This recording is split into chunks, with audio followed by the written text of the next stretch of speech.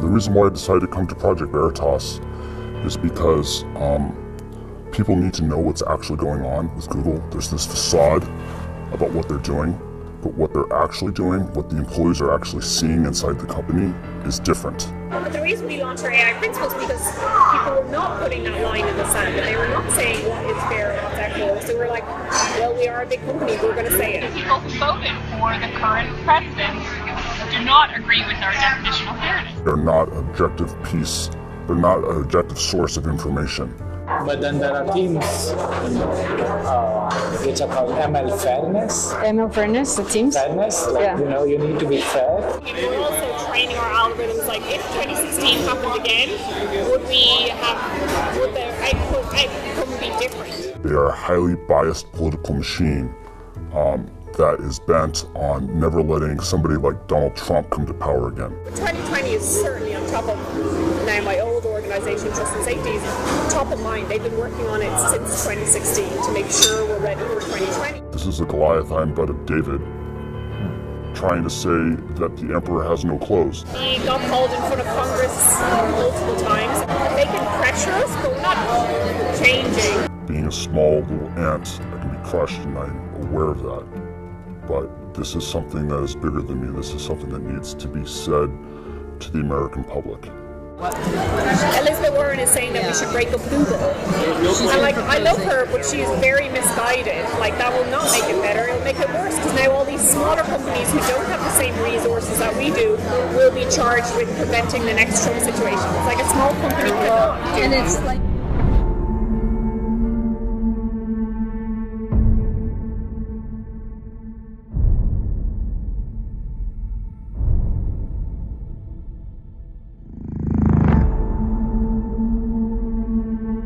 Earlier this year, a Facebook insider exposed deboosting of conservatives on Facebook. That insider inspired someone at Pinterest to come to Project Veritas with his story. Last week, we released a report from the Pinterest insider Eric Cochran detailing censorship of pro-life and Christian content. The tech companies can't fight us all. Today, we bring you a Google insider, a brave man who came forward and brought us a story that will scare you. I think sunlight is the best disinfectant, and people need to start asking questions. A couple weeks before the Google insider came forward, Project Veritas secretly recorded with Jen Janai, a Google executive.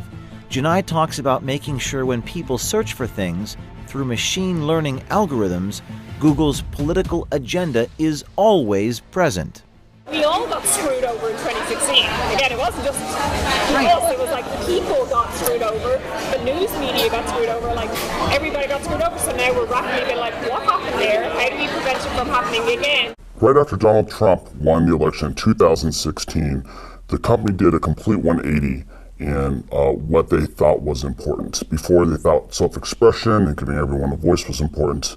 But now they're like, hey, there's a lot of hate, and because of there's a lot of hate and misogyny and racism, that's the reason why Donald Trump got elected. And so we need to fix that. And we need to start policing our users because we don't like to have an outcome like that. We don't want to have an outcome like that to happen again. Yeah, let's talk a little about that.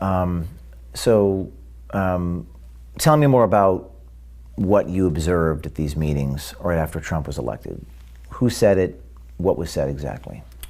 So the things that changed was that the TJFs, they started talking about the need to combat hate and racism online, and also at YouTube they had the same talks by the CEO Susan, and they talked about combating that and getting rid of unfairness. And so slowly they started introducing the concept of machine learning fairness. Jen Janai is the head of responsible innovation at Google Global Affairs.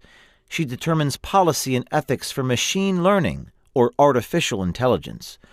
What we've learned is that AI is increasingly what Google Search is all about. But the reason we launched our AI principles is because people were not putting that line in the sand, and they were not saying what is fair and what's equitable. So we're like, well, we are a big company, we're going to say it. Where my definition of fairness and bias specifically talks about historically marginalised communities, and that's who I care about. Communities who are in power and have traditionally been in power are not who I'm solving fairness for. Our definition of fairness is one of those things that we thought would be like obvious and everybody would agree to, and it wasn't. Like there are the same people who voted for the current president do not agree with our definition of fairness. Fairness is a dog whistle. It does not mean what you think that it means, and you have to apply doublethink in order to understand what they're really saying.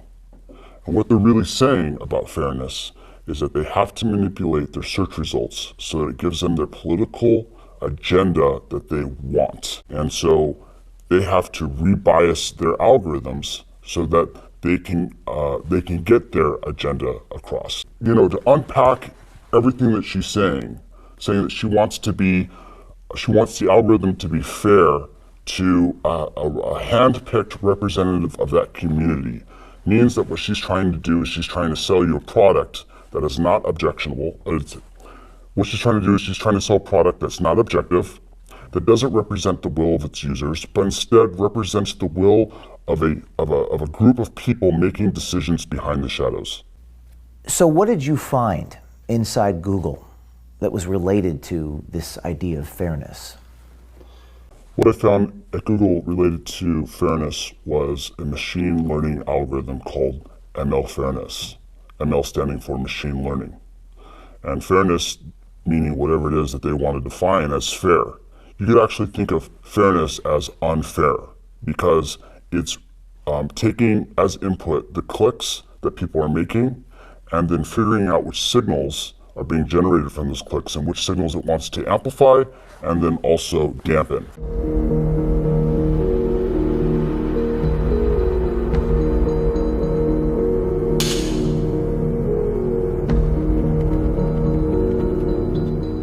So I have Google.com up in front of me, and I'm going to try to put this AI machine learning thing to the test. I'm going to type in the following words: men can. And I see men can have babies, men can get pregnant, men can have periods, men can cook. Do most people search for that stuff, or what is the company doing internally? You know, people aren't searching for this. This is literally coming from source of truth databases that they've selected represent the truth and that they are pulling this information from. And then we try it again with, let's try this with women can. I see women can vote, women can do it, women can do anything, women can be drafted. Yes. That seems a little interesting. So all these examples are part of the social justice narrative, right? And so the sources of truth that ML Fairness is selecting from to amplify are saying these keywords. And so because that source of truth has been vandalized, the output of the algorithm is also reflecting that vandalism. Project Veritas also received a trove of confidential documents from within Google. This document is about algorithmic unfairness. It reads, quote, "For example, imagine that a Google image query for CEOs shows predominantly men. Even if it were a factually accurate representation of the world, it would be algorithmic unfairness," unquote. Gaurav Gite, a Google software engineer, independently verified the thesis of this document. But then there are teams which are called ML Fairness. ML Fairness, the teams? Fairness, like, Yeah. you know, you need to be fair. Yeah. So they're trying to modify the model such that even if the data for female CEOs is It's low. It's low. It kind of balances out. It still balances out. Now, this is a confidential document, correct? Yes. It's not a document that Google has come out and admitted that this is their process. That's correct. And in this document, it says, I'm going to read from it. In fact, if you brought this up without the document, they would say that this is a conspiracy theory. Wow. So then they wouldn't admit this publicly. They would never admit this publicly. In this document, it says, in some cases, it may be appropriate to take no action if the system accurately affects current reality, while in other cases, it may be desirable to consider how we might help society reach a more fair and equitable state via product intervention. What do they mean by that? So what they want to do is they want to act as gatekeepers between the user and the content that they're trying to access. And so they're going to come in, they're going to filter the content, and they're going to say, actually, we don't want to give the user access to that information because it's going to create an outcome that's undesirable to us.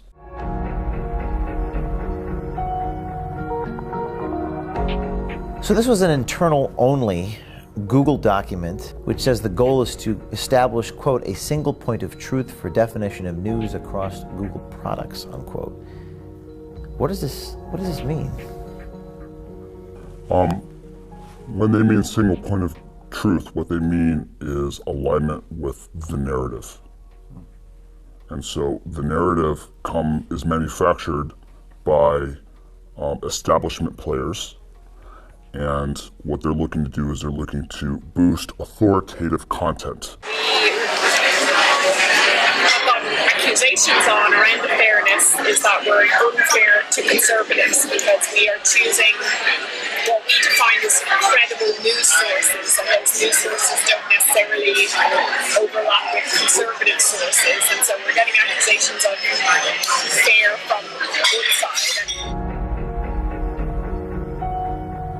Does Google have an editorial agenda? Does the company make news decisions? Is that what I'm seeing in this document? Yes. This is describing what's happening with Google News. Would Google have a problem if people saw this document? Yeah, I think so. Why wouldn't Google want people to see this document?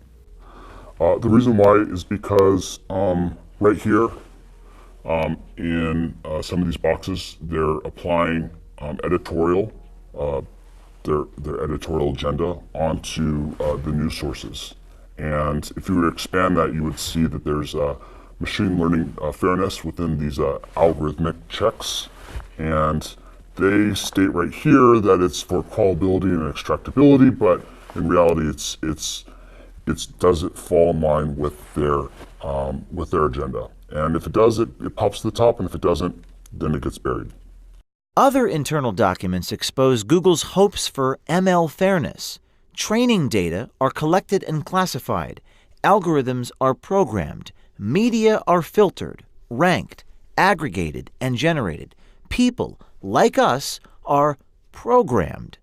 Sounds like social engineering, not search querying.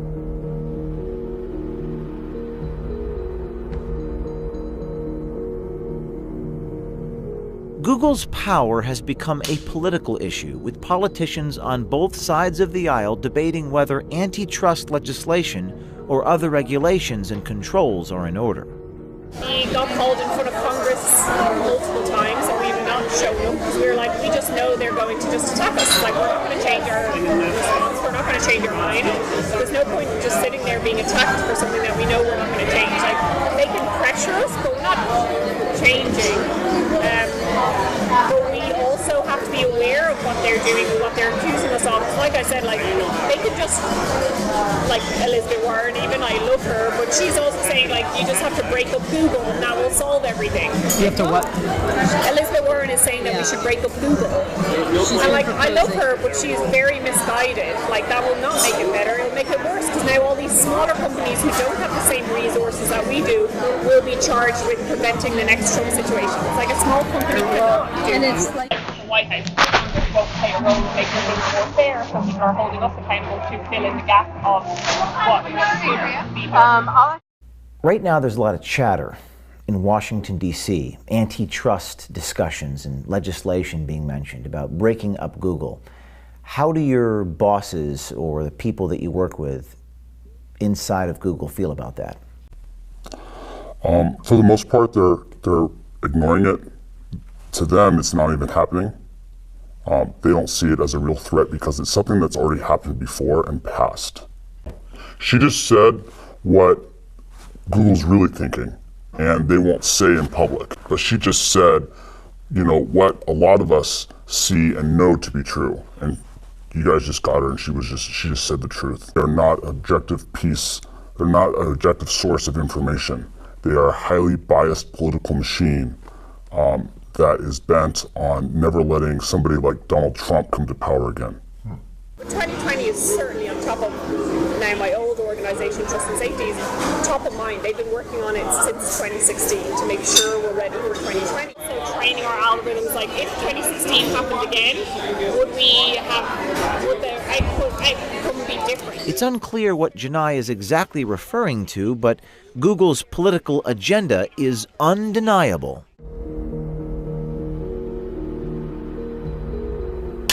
What are some other things I can type here? Hillary Clinton's emails are, it doesn't even give you a result. Google is suggesting that people do not search for this term. Is that correct? That's what they're saying. It's not even worth returning any results. But people do search for this. Absolutely, and you can tell that because you can cross-reference some of their other services that prove that people are. If you want to get an example, go to trends.google.com. Okay, I'll do that right now. Trends.google.com. And shall I? Hillary Clinton's emails, yes.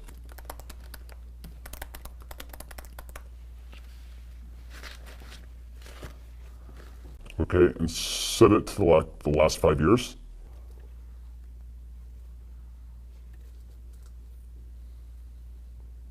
Seems like we had a spike in October of 2016. It says 100. I guess is that 100? It's all relative. So in order to get an idea of the relative importance of this, you're going to want to compare it against another search term.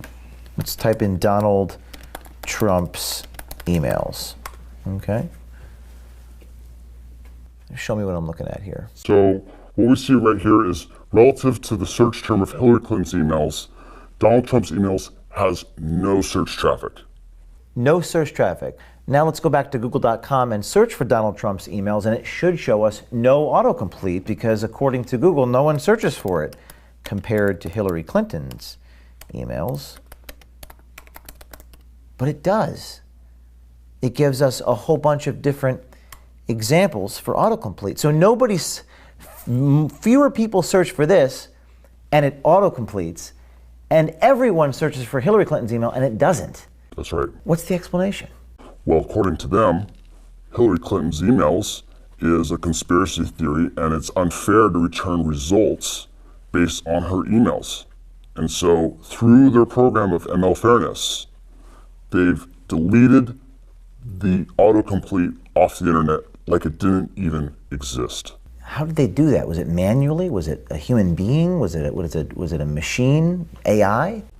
Well, the way that it works is that they're training the AI now with a bunch of humans that you can consider them social justice warriors or whatever you want to label them, but they are feeding the information and training the AI so that it will return results like this. And when they aren't able to train it, there's actually someone that will go through and manually delete certain keyword terms or put it as a blacklist. There's a lot of people filing bugs internally against Google, against these invalid results, and they ignore them because they've got no interest in fixing things that go against their social justice narrative or reduce what they consider to be fair. Google is protected by Section 230 of the Communications Decency Act. It says, quote, "No provider or user of an interactive computer service shall be treated as the publisher or speaker of any information provided by another information content provider," unquote. Meaning Google is not liable for any content on their platform. Some people think a solution is this Section 230 and taking it away.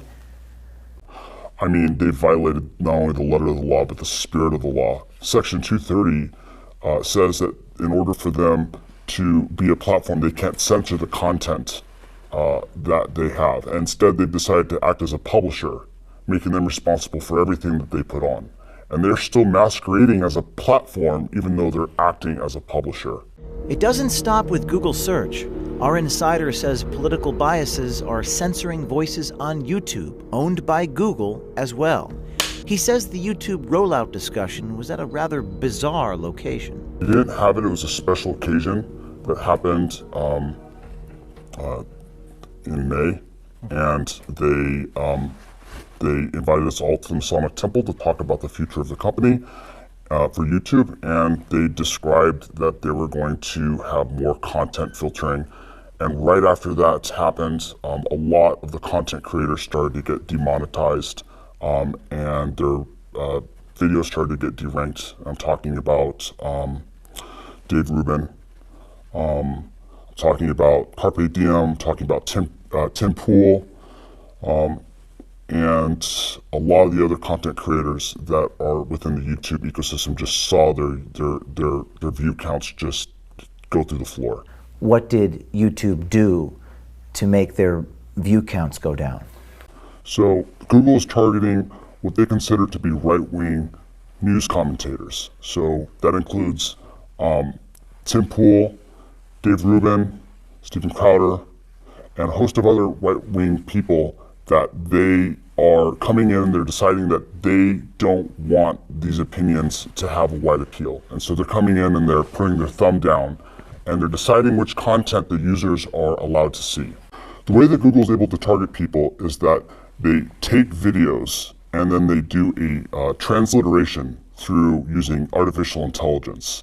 And they look at the translated text of what those people are saying, and then they assign certain categories to them, like right-winger or news talk, and then they're able to take those and apply their algorithmic rebiasing unfairness algorithms to them so that their content is suppressed across the platform. Specifically, the insider verified that PragerU, the conservative educational YouTube channel, and talk show host Dave Rubin's videos received heightened analysis in the artificial intelligence program Viacom. Viacom polices YouTube distribution, singling Prager and Rubin out as right-wing and news talk. So they're applying narrative control. What's scary about this to you? What's scary is that Google's deciding what's important and what's not important.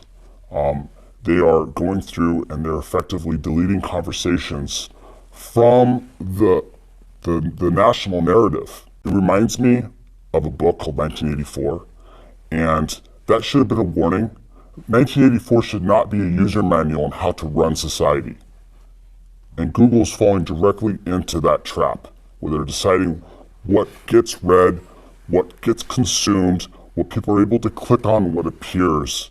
It reminds me a lot of fascism.